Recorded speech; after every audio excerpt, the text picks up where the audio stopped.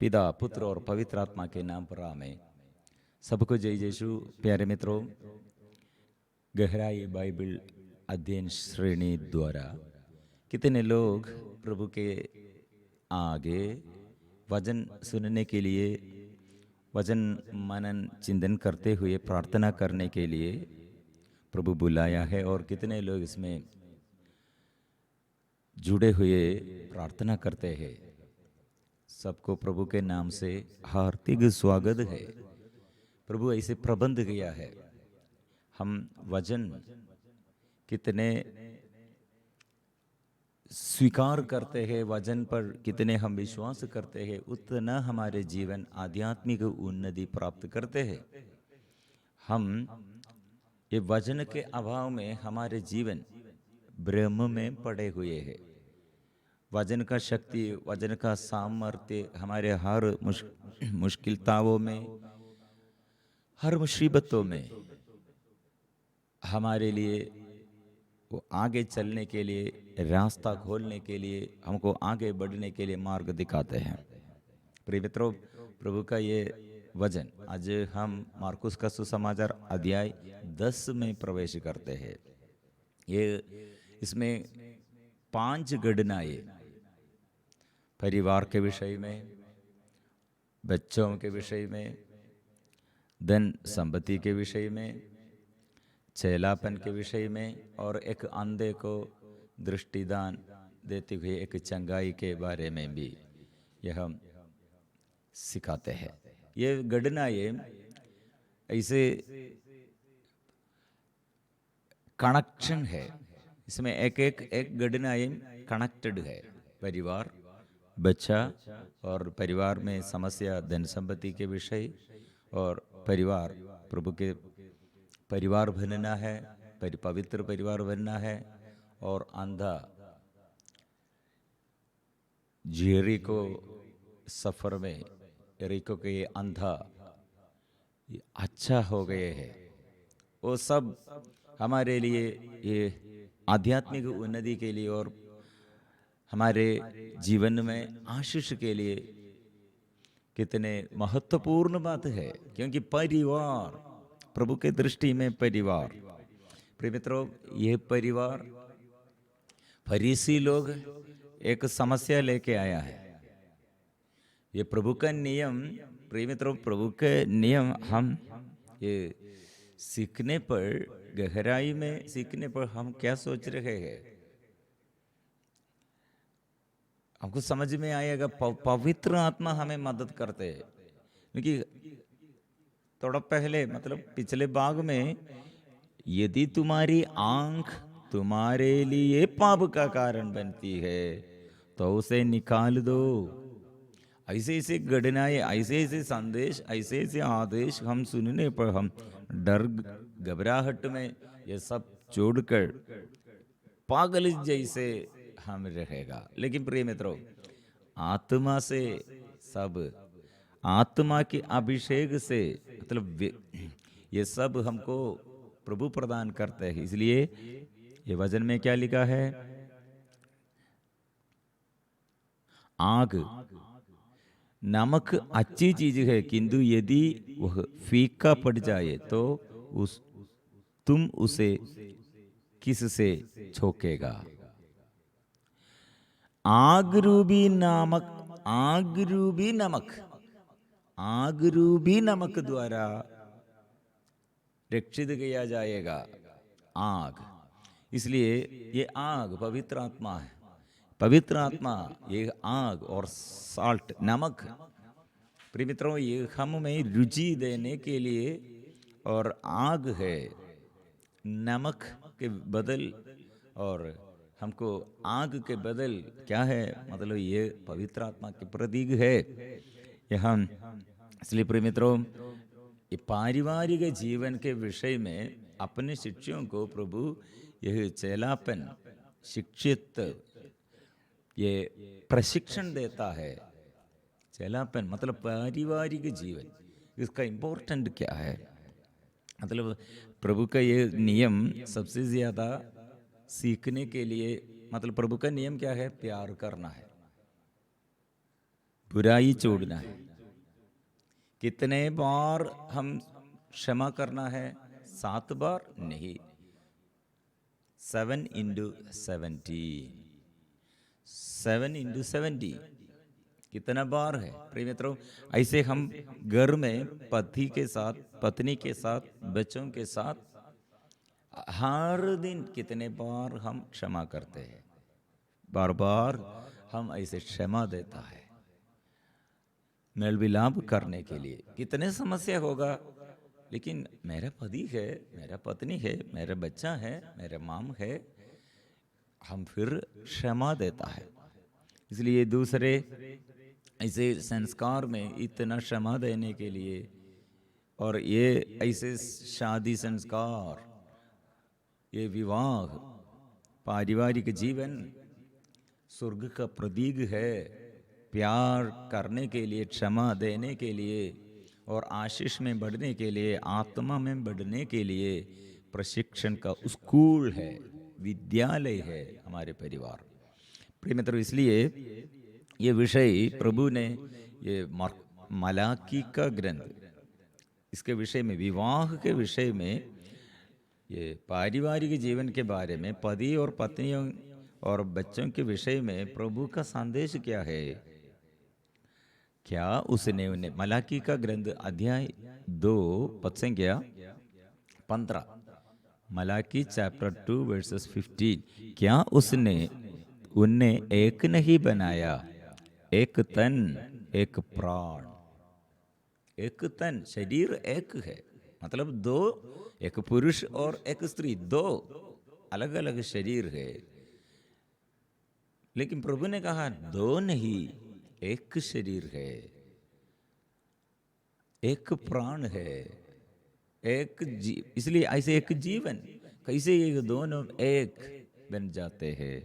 और आदा तुम अपने ही जीवन की रक्षा किया करो, और युवावस्था में ब्याही पत्नी के प्रति विश्वासी बने रहो। प्रभु इस्राएल का ईश्वर यह कहता है, मैं तलाक से घृणा करता हूं, तलाक से मैं घृणा करता हूं। स्वर्गीय पिता, स्वर्गीय ईश्वर से आदेश यह है, मैं तलाक से, जो ऐसे पत्नी को परित्याग करने के लिए चाहते हैं, उसके आगे प्रभु का संदेश यह है, मैं तलाक से घृणा करता हूं। विश्वमंडल का प्रभु यह कहता है, मुझे उससे घृणा है जो एक पत्नी से अन्याय करके दूसरी को साथ गांठ जोड़ता है। अतः अपने ही जीवन की सुरक्षा करने के लिए इस तरह विश्वासघात ना करो। यह है प्रभु का संदेश।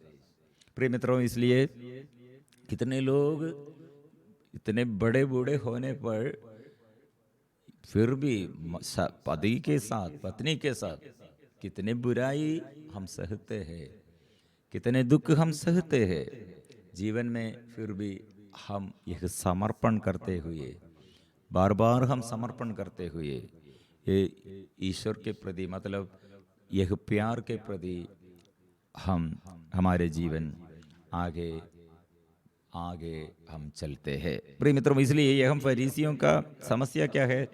यह वहां अध्याय 10 पद संख्या 1, मरकुस अध्याय 10 पद संख्या 1, वहां से विदा होकर ईसा यहूदिया और यरदन के पार के प्रदेश पहुंचे। एक विशाल जनसमूह फिर उनके पास एकत्र हो गया और वे अपनी आदत के अनुसार लोगों को शिक्षा देते रहे हैं।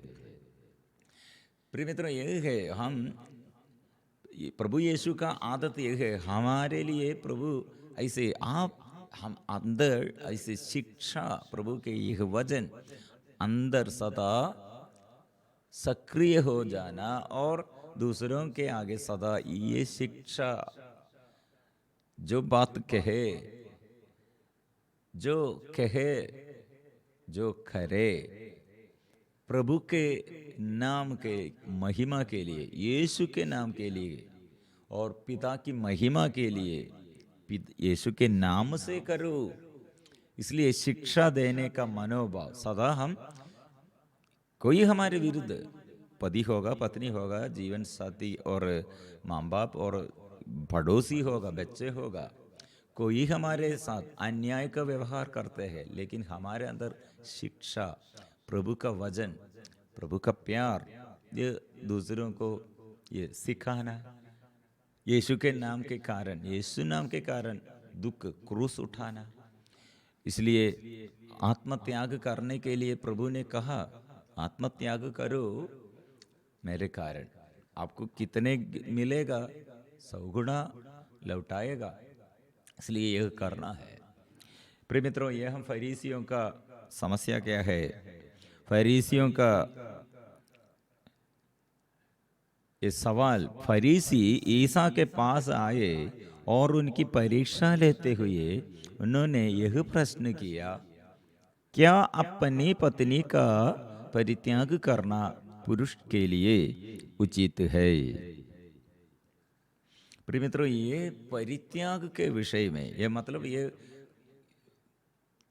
फरीसियों ऐसे सवाल पूछते हैं। ये सवाल में यीशु ने, फिर ईसा ने उन्हें उत्तर दिया, मूसा ने तुम्हें क्या आदेश दिया है? उन्होंने कहा, मूसा ने तो त्यागपत्र लिखकर पत्नी का परित्याग करने की अनुमति दी है।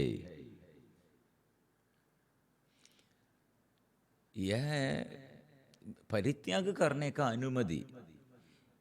प्रिय मित्रों, यह कहाँ ये मूसा ऐसे लिखा है और क्यों ऐसे लिखा है, हम ये पढ़ना अच्छा होगा। विधि विवरण ग्रंथ अध्याय 24 में तलाक के विषय में नबी मूसा उन लोगों को क्या उन लोगों के लिए क्या लिखा है? यदि कोई व्यक्ति किसी स्त्री से विवाह करे किंतु बाद में वह उसे इसलिए नापसंद करे कि वह उसमें कोई लज्जाजनक बात पाता हो और उसे त्याग पत्र देकर घर से निकाल दे और वह स्त्री उसका घर छोड़कर किसी दूसरे पुरुष से विवाह कर ले, अब यदि दूसरा पुरुष भी उसे नापसंद करे और उसे त्याग पत्र देकर घर से निकाल दे, वह दूसरा पुरुष जिसने उसे विवाह किया था मर जाए। ऐसे कुछ लिखा है। ये आदेश नहीं है, ये आदेश नहीं है। नबी मूसा इसे लिखा है, क्यों लिखा है? ये आदेश नहीं है। इसे लूज किया, मतलब थोड़ा लूज किया, मतलब थोड़ा उधार। इसमें कितने कठिन है, मतलब एक स्त्री एक पुरुष ऐसे ये विवाह में ये दूसरे एक स्त्री और दूसरे एक पुरुष के साथ और ऐसे विश्वासघात करते हैं, इसलिए एक साथ रहने के लिए मन नहीं है। कोई जबरदस्ती से ऐसे ये विवाह के ये रिश्ता में, बंधन में, प्रिय मित्रों, यह हम नबी मूसा लिखा है, आदेश नहीं है। नबी मूसा द्वारा आदेश नहीं है, केवल लिखा है। अभी यीशु ने इसलिए इसके विषय में पहले आप लोगों के जीवन में नबी क्या आदेश दिया था और इसके बाद क्यों ऐसे लिखा है। ईसा ने उनसे कहा, उन्होंने तुम्हारे हृदय की कठोरता के कारण ही यह आदेश लिखा है। हृदय की कठोरता के कारण यह आदेश लिखा है। अभी विवाह के विषय में थोड़ा ये प्रशिक्षण अभी प्रभु देने के लिए चाहते हैं। विवाह एक परिवार, पति और पत्नी, पारिवारिक जीवन, इसके बाद प्रिय मित्रों, ये प्यार के बाद प्यार का फल बच्चों और परिवार में प्रभु का। इसलिए हम बच्चों को आगे बढ़ाने के लिए हमको यीशु प्रभु का ज़रूरत है। इसलिए आगे बढ़ाने के लिए हमको धन संपत्ति के क्षेत्र में और रिश्ता बढ़ने के लिए आध्यात्मिक क्षेत्र में और सामुदायिक जीवन में हमको ये कैसे ये प्रभु से शिक्षा है। प्रभु ने कहा कि हिंदू सृष्टि के प्रारंभ ही से ईश्वर ने उन्हें नर नारी बनाया है। इस कारण पुरुष अपने माता पिता को छोड़ेगा और दोनों एक शरीर हो जाएंगे। इस तरह अब वे दो नहीं बल्कि एक शरीर है। इसलिए जिसे ईश्वर ने जोड़ा है उसे मनुष्य अलग नहीं करे।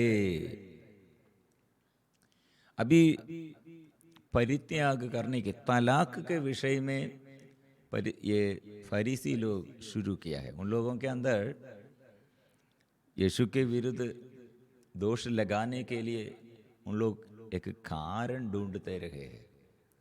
मतलब फारिसी लोगों का ये महत्वपूर्ण बात है पंचग्रंथि। पंचग्रंथि मतलब उत्पत्ति,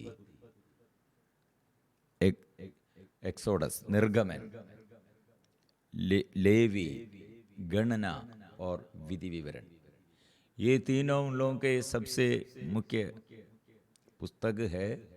इसलिए ये नियम ग्रंथों में पंचग्रंथि फरीसी लोगों की सबसे बड़ा बात है। इसलिए नबी मूसा ने क्या किया है, विवाह के वेला ये विवाह पारिवारिक जीवन में, पारिवारिक जीवन के समस्याओं में कुछ प्रबंध किया है। वो यीशु इसलिए क्या करेगा, नबी मूसा के विरुद्ध बात करते हैं तो वो यीशु के विरुद्ध दोष लगाने का कारण है। प्रिय मित्रों, प्रभु यीशु क्या किया है, इसलिए उत्पत्ति मतलब ये पंचग्रंथि में ये फरीसी लोग विश्वास करते हैं इसमें सबसे पहले उत्पत्ति ग्रंथ वो ईश्वर ने ये विवाह के वेला में तलाक के बारे में फरीसी लोग पूछते हैं। इसलिए विवाह के बारे में प्रभु ने क्या प्रबंध किया है, प्रभु का नियम क्या है, वह हम सिखाते हैं। फरीसी लोगों का मनोभाव क्या है, यह हम ईश्वर का ये विवाह का ये स्थापना के बारे में, विवाह ये पारिवारिक जीवन के बारे में प्रभु का मनोभाव। प्रिय मित्रों, कितने ये हमारे बीच में अच्छा से परिवार पति को प्यार करते हैं, सहन और क्षमा देते हैं, और पत्नी को और जीवन साथी को, बच्चे को प्यार करते हैं, लेकिन बुराई हमारे विरुद्ध करते हैं। इसे समस्याओं के बीच में प्यार से लोग रहते हैं, परिवार के जीवन अच्छा से चलते हैं। कारण यह है पवित्र ईश्वर से आत्मा द्वारा हम ये सब करते हैं, लेकिन ये आत्मा के अभाव में लोग पति को पत्नी को ये ये परित्याग करते हैं, डिवोर्स करते हैं और अलग रहते हैं, और ऐसे विश्वासघात करते हैं। जीवन साथी को छोड़कर दूसरे पति, दूसरे पत्नी, स्त्री के और पुरुष के साथ ये गलत रिश्ता में ऐसे जीवन। प्रिय मित्रों, कितने लोगों के ये परिवार ऐसे जीवन में नष्ट किया है। यह आत्मा के अभाव में ये सब अपवित्रता, अशुद्धता में ईश्वर का नियम को ये समझने नहीं सकते हैं। लेकिन यह यीशु का प्यार, यह यीशु का प्यार और नबी मूसा द्वारा थोड़ा उन लोगों को ये नियम में थोड़ा इसी वे, आपको कितने ये मुश्किल था, ये पागल हुआ और अन्य स्त्री के साथ, अन्य पुरुष के साथ आपके जीवन साथी आपके साथ प्यार नहीं है तो आप परित्याग करो। लेकिन यहाँ यीशु ने, हमारे प्रभु यीशु, क्रूसिद यीशु, अभी यहूदियों के बीच में और गैर यहूदियों के बीच में, और जो विश्वासी जो अविश्वासी, जो कितने बड़ा पापी, व्यभिचारिणी, व्यभिचारी और नाकेदार, कोड़ी बीमारी, कोड़ी और ऐसे अभिशाप कितने लोगों के जीवन में प्रभु ने प्यार करते हैं।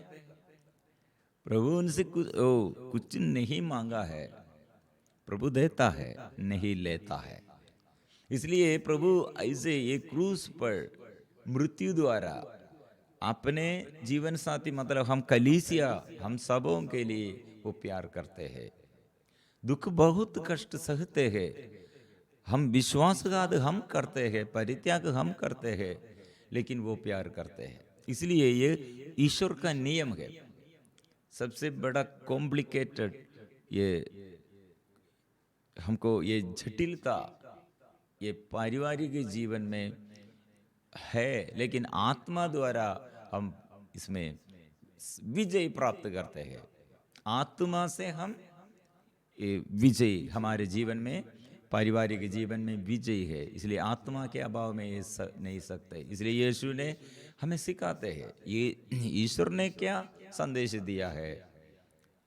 एक नहीं, सॉरी, पुरुष या स्त्री, सबसे ज्यादा एक पुरुष और एक स्त्री, वो एक व्यक्ति के जीवन में उसके सबसे ये अपने जीवन साथी, एक दो शरीर वो एक बन जाते हैं और इसमें प्रभु आनंदित है। ईश्वर का नियम अलग रहने नहीं चाहते हैं। इसलिए इससे बड़ा रिश्ता, एक पति और पत्नी से बड़ा रिश्ता अभी मतलब माँ बच्चों को प्यार करते हैं, प्रसव किया है, लेकिन इससे बड़ा रिश्ता है पति और पत्नी। यहाँ आत्मा के अभिषेक चाहिए, नहीं तो हम कितने जल्दी से और ये लड़ाई करते हुए, विद्रोह करते हुए अलग रहते हैं। प्रिय मित्रों, आत्मा के अभाव है। इसलिए ये हम पारिवारिक जीवन में आशीष के लिए, हमारे और दूसरों के परिवार में आशीष के लिए ऐसे वचनों द्वारा हम प्रार्थना करने की जरूरत है। इसलिए ईश्वर उन्हें नर नारी बनाया है। इस कारण पुरुष अपने माता पिता को छोड़ेगा और दोनों एक शरीर हो जाएंगे। इस तरह अब वे दो नहीं बल्कि एक शरीर है। इसलिए जिसे ईश्वर ने जोड़ा है उसे मनुष्य अलग नहीं रखना।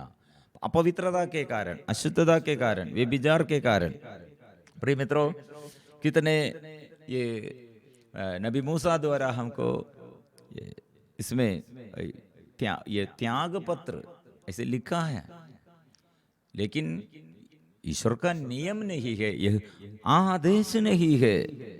अवज्ञाकारिता में, स्त्री अवज्ञाकारिता में और ईश्वर के विरुद्ध और ये अपवित्रता में, अशुद्धता में, और तो ऐसे हमको छोड़ने के लिए, परित्याग करने के लिए अनुमति है, लेकिन आदेश नहीं है। ये आदेश नहीं है। इसलिए यह प्रभु यीशु ने विवाह और हमारे ये पारिवारिक जीवन में ये प्लान, योजना, ईश्वर का योजना है, ईश्वर का योजना है।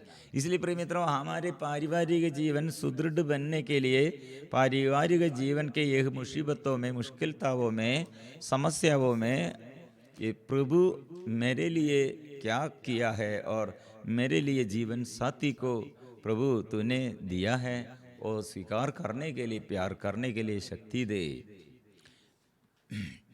ये अच्छा वचन है यिर्मयाह नबी का ग्रंथ अध्याय 29 पद संख्या 11, क्योंकि मैं तुम्हारे लिए निर्धारित अपनी योजनाएं जानता हूं। यह प्रभु की वाणी है। तुम्हारे हित की योजनाएं अहित की नहीं, तुम्हारे लिए आशामय भविष्य की योजनाएं। जब तुम मुझे पुकारोगे और मुझसे प्रार्थना करोगे तो मैं तुम्हारी प्रार्थना सुनूंगा। जब तुम मुझे ढूंढोगे तो मुझे पा जाओगे।